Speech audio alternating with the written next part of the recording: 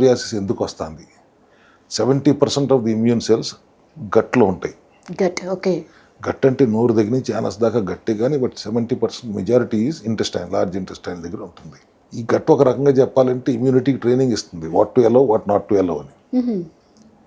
గట్టే హెల్దీగా లేదనుకోండి, బ్యాలెన్స్ తప్పింది అనుకోండి, గుడ్ బ్యాక్టీరియా బ్యాడ్ బ్యాక్టీరియా లక్షల బ్యాక్టీరియాలు ఉంటాయి గట్లో, ఆ బ్యాలెన్స్ తప్పింది అనుకోండి, డిస్బయోసిస్ అంటాం లేదా లీకీ గట్ అంటాం.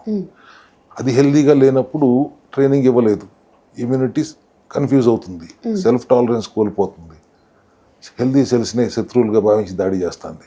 ఇక్కడ మనం అడ్రస్ చేయాల్సింది బయట పూసుకునే క్రీములు కాదు, గట్ను హెల్దీగా ఎట్లా ఉంచాలి. గట్ను హెల్దీగా ఉంచితే అదే మళ్ళీ ఇమ్యూనిటీని బ్యాలెన్స్ చేసుకుంటుంది.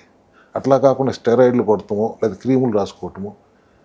మోస్ట్ ఇంపార్టెంట్, సోరియాసిస్ ఇంటర్నల్గా చాలా ఇబ్బందికరమైన సిచ్యువేషన్, మానసికంగా కూడా చాలా ఒత్తిడి. అవును సార్, ట్రామాకు కూడా గురవుతూ ఉంటారు, ఎటు వెళ్ళలేరు, కలవలేరు, మనుషులు ప్రజల్లోకి వెళ్ళలేరు, అవును షేక్ హ్యాండ్ ఇవ్వలేని పరిస్థితి. సార్ ఇంకొకటి, దీనికి ట్రీట్మెంట్ కూడా చేసినా తగ్గదు అనే ఒక మిత్ ఉంది, నిజమే అంటారా? మిత్ కాదమ్మా, ఆటో ఇమ్యూన్ డిసీజులు ఏవి తగ్గవు అని అలోపతి డిక్లేర్ చేసేసారు.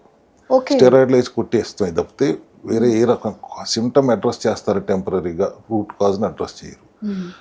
గర్వంగా నేను చెప్పగలను ఏంటంటే, దమ్ముతో చెప్తున్నాను, నా సెల్ హెల్త్ క్లినిక్లో కనీసం కొన్ని వేల మంది సోరియాసిస్ తగ్గిన టెస్టిమోనియల్స్ నేను చూపించగలను. Great sir. ఎందుకు? నేను రూట్ కాజ్ని అడ్రస్ చేస్తున్నాను, మూలాల్లోకి వెళ్ళాలి. మూలాల్లోకి వెళ్ళాలంటే గట్ హెల్త్ ఇంప్రూవ్ చేయాలి. గట్ హెల్త్ని ఇంప్రూవ్ చేస్తే గట్ బ్రెయిన్ యాక్సెస్ ఇంప్రూవ్ అవుతుంది. ఆ గట్ బ్రెయిన్ యాక్సెస్లో ఏ బ్లాక్లు లేకుండా చేస్తే బ్రెయిన్ హెల్త్ ఇంప్రూవ్ అవుతుంది. ఇప్పుడు సోరియాసిస్ అనేది ఈజీగా తగ్గిపోతుంది 100 రోజుల్లో అని తగ్గించి చూపిస్తాం. మేము చేయగలుగుతున్నాం అంటే we're addressing the root cause, as simple as that.